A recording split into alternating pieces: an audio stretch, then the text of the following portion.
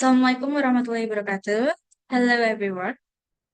We are from Group 6 who want to present our material about sociolinguistics. Okay, let's dive in.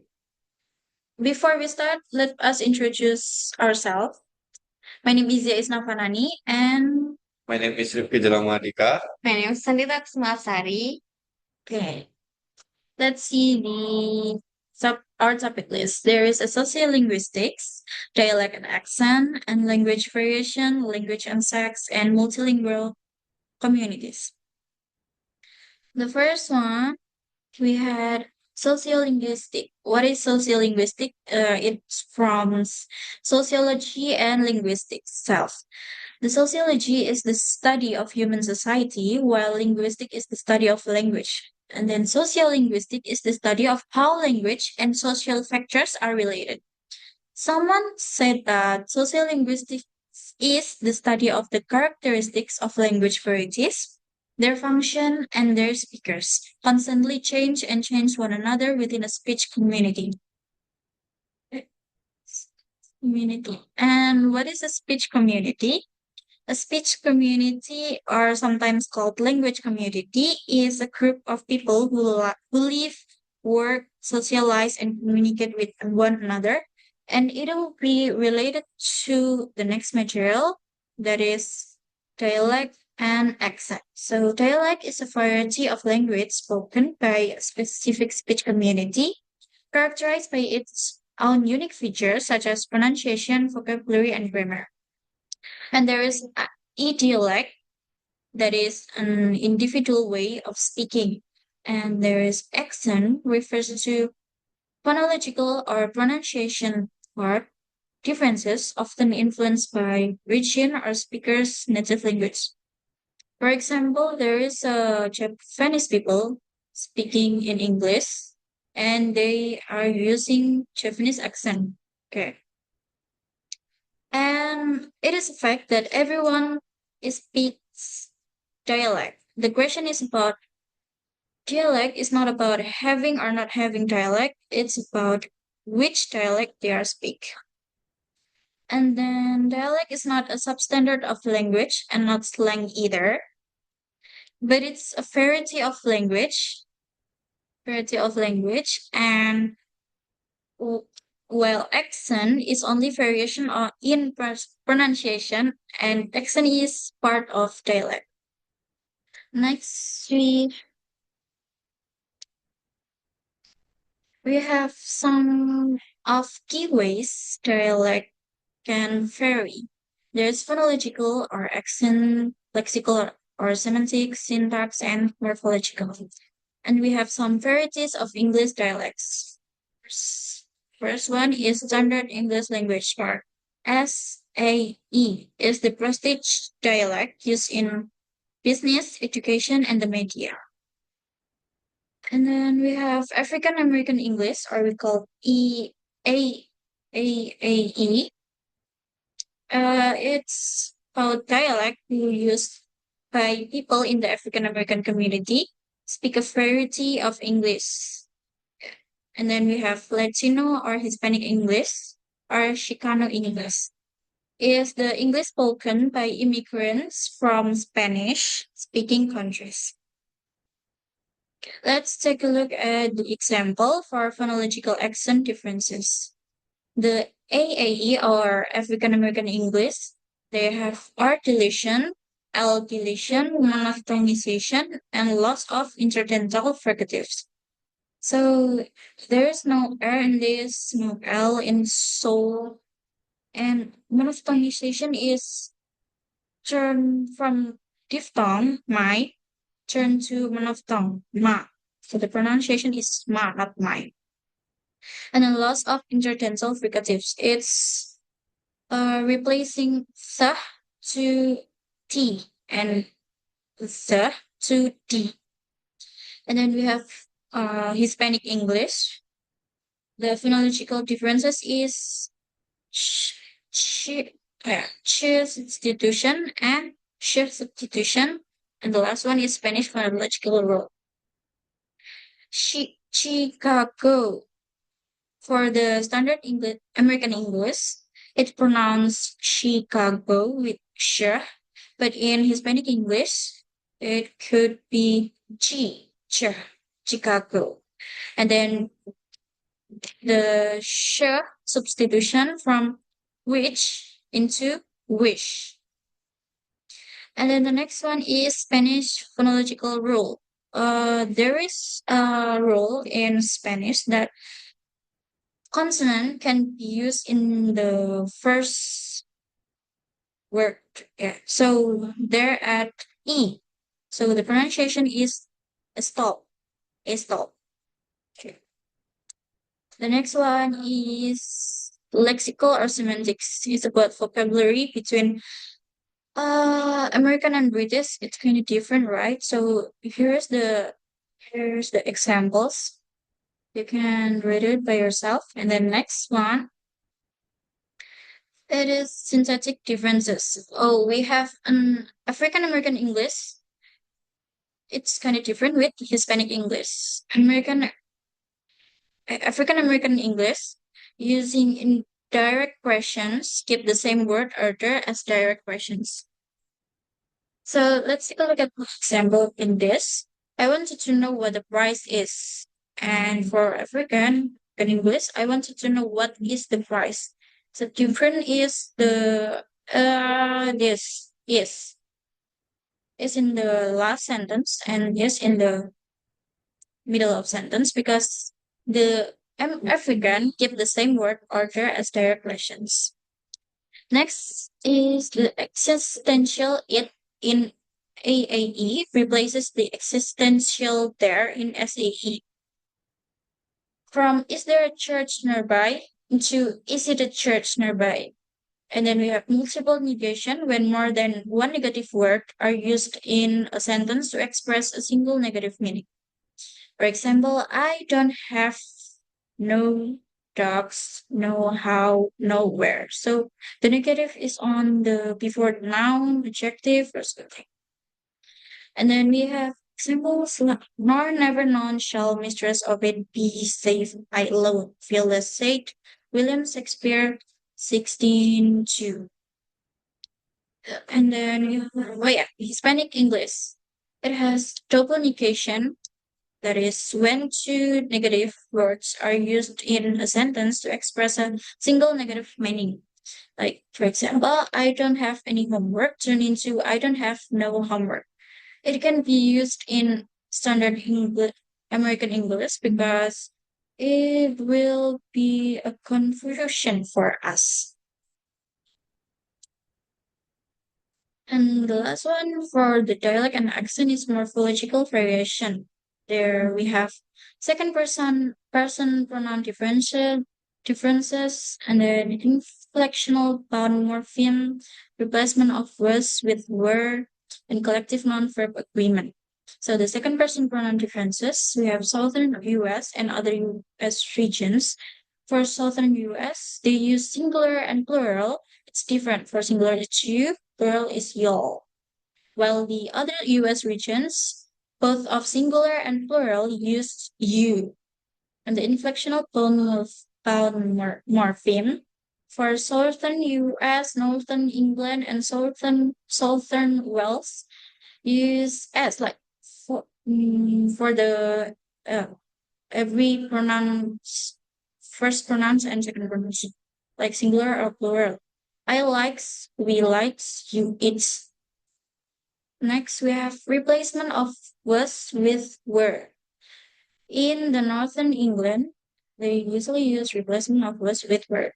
For example, her face were with like what were white like a shit when she came in church. So usually, the word is was like because it's singular, but the northern England kind of replaced with were. Next one, we have collective noun verb agreement. In the US, they usually use singular verbs, and the UK use plural verbs. So look at the example, like Congress is in session. The Congress is a collective noun followed by singular verbs. And then the band are playing music. The collective noun is the band, and the Plural verbs is art. Okay, that's all about dialect and accent. The next material is language version that will presented by my partner. So next is language variation. So language variation in sociolinguistics refers to the differences in language use that arise from various social, regional, and situational factors. So this variation can occur due to several factors, including geographical location, social class, ethnicity, gender, and age. First is factors that affect language variation. There's a dialect. So dialect is different region may have distinct dialects such as American English, British English, Australian English, etc. And next is social class. So language may vary based on social class. For instance, certain vocabulary or pronunciation may be associated with higher or lower socioeconomic status. Next is ethnicity. So language can reflect ethnic identity, with certain language features more common among specific ethnic groups. So, for example, is African American Vernacular English or AAVE in United States.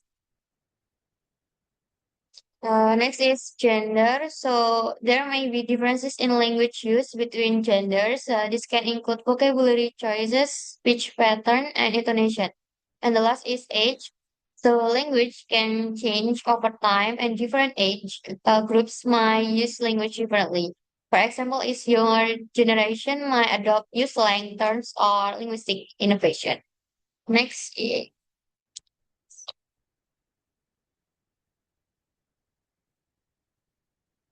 So next is we will discuss about language and sex, but for easier to say, we make it to language and gender.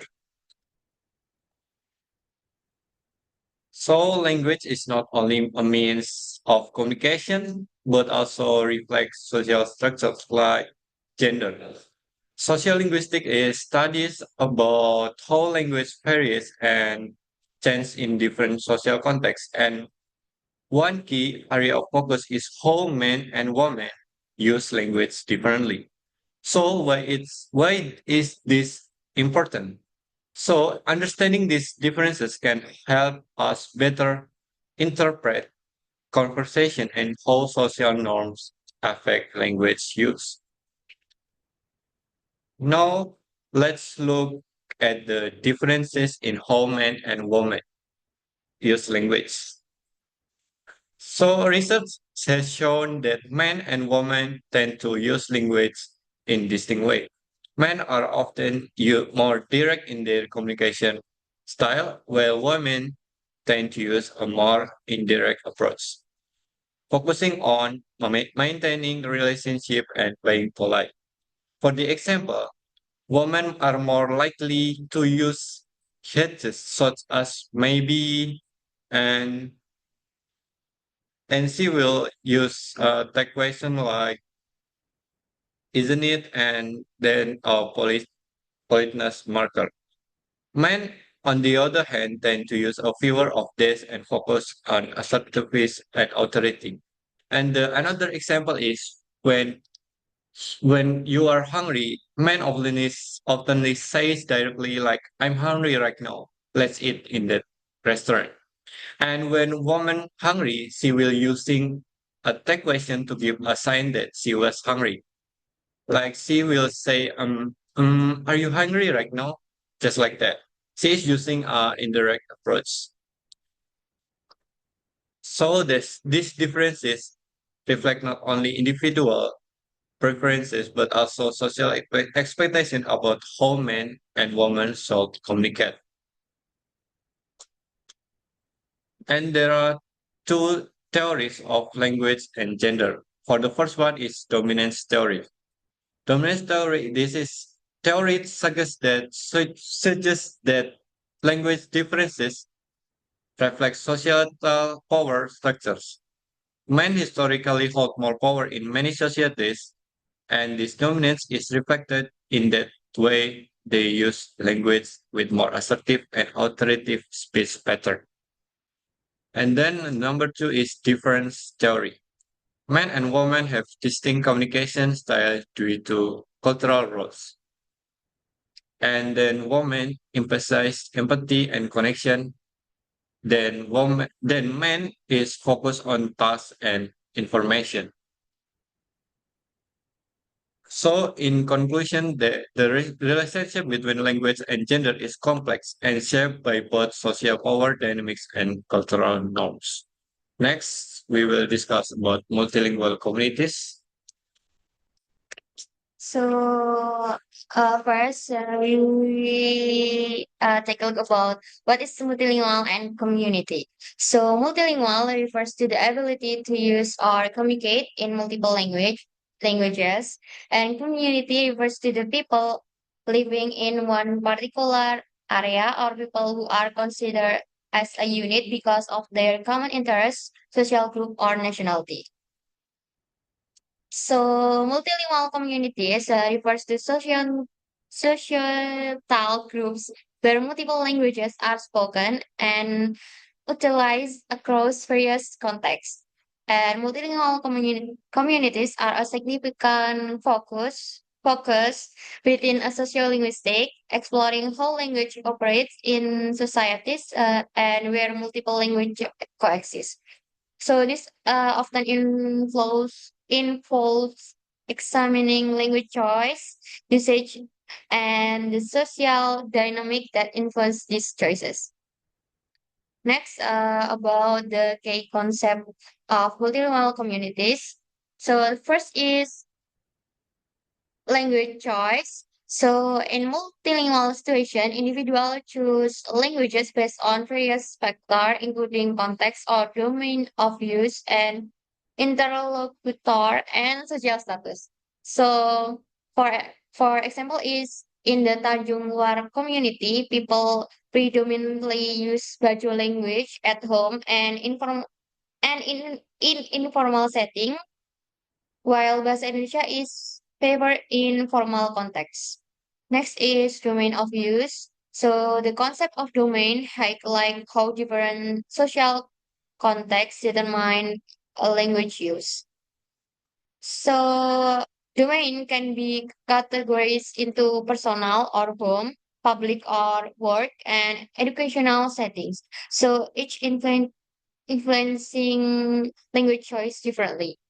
Next is diglossia and polyglossia. So diglossia refers to situation where two different language varieties are used in community for different purpose, often a high or formal variety and a low or informal variety. And polyglossia is describe a communities that use multiple languages regularly for different functions, reflecting a more complex linguistic landscape. Next is factor influencing language use. So there is internal and external. Internal factors, this include personal attitudes toward languages and the intent message or purpose behind communication. And external factors is this encompass the social context, such as the topic of conversation and the social status of participant. And the last is identity and belonging. So speaking multiple languages can signify belonging to different speech communities or even dual citizenship. So this aspect raises question about identity formation among bilingual or multilingual individuals. Next is review. The next is review the article that we found. For the last is review, yeah. The We are reviewing about an article. The title is Research Method in Sociolinguistics. The author is Juan Manuel Hernandez Campoy. The year is 2014. So we review that the article Research Method is Sociolinguistic by Juan Manuel Hernandez Campoy review the evolution of sociolinguistics, highlighting its growth since one the 1000 1950s as a field that studies language in its social context. It emphasized the shift from theoretical approach to empirical research, drawing on anthropology, sociology, and dialectology. And then Hieronymus Campoy discussed the influence of pioneers like Del Hymes, John Cumbers, and William Lovell was shaped in sociolinguistic talk in this interdisciplinary contribution. The article highlight Lebow's variationist approach, which challenged earlier linguistic models by focusing on language variation in everyday use. So the conclusion is that social linguistics not only provide insight into language and society, but also addresses broader social issues such as social class, race, and gender.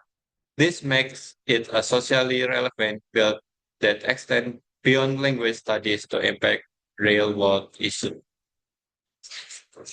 So that's all for us, and thank you for your attention. And this is the reference for our presentation. Thank you.